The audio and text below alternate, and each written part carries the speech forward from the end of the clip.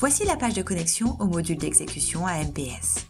Vous saisissez ici votre mot de passe ou code personnel et vous validez.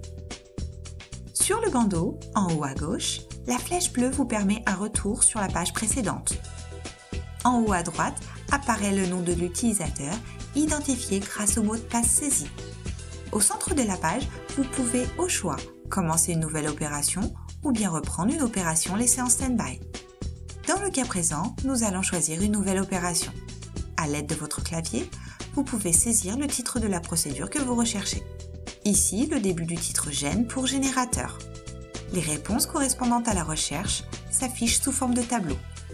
Vous sélectionnez la procédure qui vous intéresse. Ensuite, il faut saisir un identifiant à l'opération de façon à pouvoir la retrouver en cas d'interruption ou pour exploiter les données. Après avoir renseigné toutes ces informations, la procédure s'affiche sur l'écran avec en son centre le contenu et à droite le bandeau de navigation. Le bandeau de navigation peut se décomposer en plusieurs sections. Dans la première partie, on retrouve le numéro de la procédure, son titre et les documentations liées à cette procédure. Lorsqu'on sélectionne « Documentation », les documents apparaissent dans une fenêtre à part, organisée selon leur type. Ensuite, vous avez les informations concernant l'opération ou intervention avec l'horodatage de l'étape.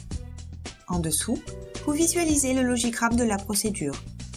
Vous voyez ici que l'étape en cours est l'étape A.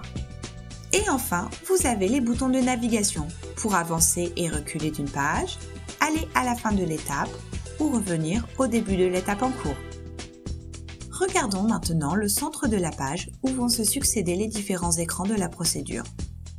Le déroulement des écrans se fait grâce au bouton de navigation et à la fin de l'étape, la validation. Lorsqu'on valide, une pop-up vous demande de confirmer la validation de l'étape. En sélectionnant « Oui », l'étape suivante s'affiche. Ou, lorsque vous venez de valider la dernière étape, la pop-up vous informe que l'intervention est désormais terminée. Une fois validée, la procédure se ferme et l'utilisateur se retrouve automatiquement sur l'écran de connexion initiale.